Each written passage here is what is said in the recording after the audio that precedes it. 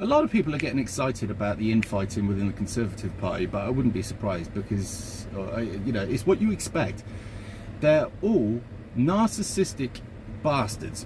Every one of them wants the limelight on them. Every one of them wants to sell their soul for profit, and every one of them would fuck you up in a heartbeat and not bat an eyelid about it. Wouldn't give a shit. You lot don't even rate in their thinking. Their thoughts are to get as powerful and as rich as possible by all and any means necessary.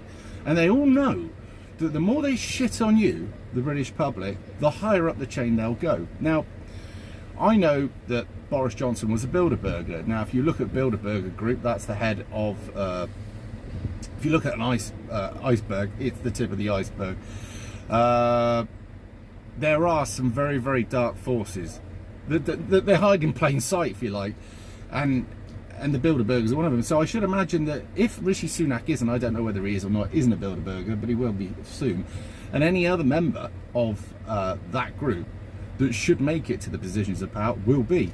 But this is why I liken all the candidates to Medusa, because they're all venomous snakes and they're all connected to the same beast. But I don't think it really matters about who you vote for.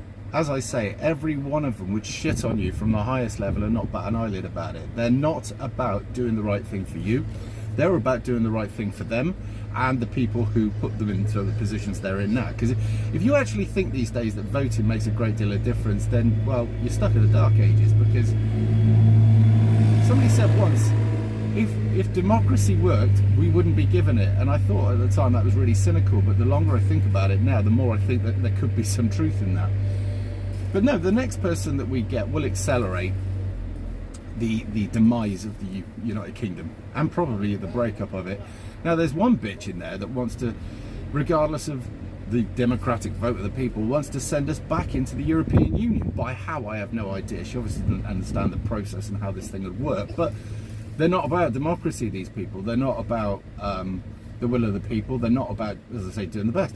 So whatever we get will be a clusterfuck. And I quite like the way that none of them want to talk about immigration, but I'm not surprised because most of them hail by some means or another from immigration into this country. Their family have brought them into the country, or they were born here from immigrant parents or whatever. So they don't really probably want to talk about that. They also know that the globalist organisation that pushes them has an agenda to flood this country full of immigrants, because the birth rate in this country is on the decline, where it was before they started flooding it full of people that breed like fucking rats. But that's just the fact. So you've got to be able to make sure there's a shortage of everything. I mean, they're doing quite well. There's a shortage of fuel, allegedly, and if you believe that, I'll tell you one about a flying pig. There'll be a shortage of food. They've engineered that one quite nicely, but there's also a shortage of housing. Where I am at the moment used to be green fields, and they're building on it rapidly. This is to house these people who are piling in here at a high rate of knots, over 1 million a year, and that's the illegal ones. Fuck knows how many other people they've legally granted visas to. But yeah, it's horrendous, and whatever we get will only be worse. But this is good. And some people might be, oh my God, what are you on about? Why is this good?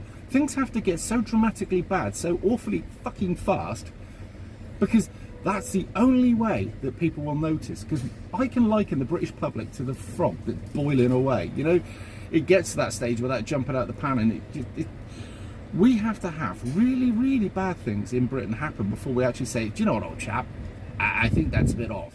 I don't like it. And going back to my point is exactly, I didn't been down. Yeah, old Boris Johnson. Have you noticed? I think they were asked how many of them would have him in their cabinet or in their thinking. Not one. The fucking snakes. Now, I don't like Johnson. Never did really. He's a bit of a pillock. Do you mind? That's a sat now. But I don't like any of these venomous little snakes either.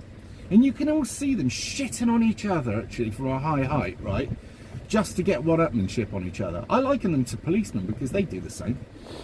But what an absolute embarrassment politics is these days. Worldwide. But Britain especially. I mean, these fucking idiots wouldn't understand what unity or solidarity or saving face or showing some sort of character. And In the old days, if a politician did something bad, they'd realise they did something bad, and they would resign out of honour. Fucking this lot. Literally, they'd have to be fucking caught hanging out at the back of a toddler before they actually would think about resignation. And even then, they would claim that they were doing the child a favour. Fucking unbelievable. It really is. The amount of tax I pay, right, is fucking shocking. And I know that these morons find more and more virtuous ways to spunk my tax away. I mean, foreign aid's another one. We give money to another country, right, not to actually help the people. The money doesn't go where you think it does.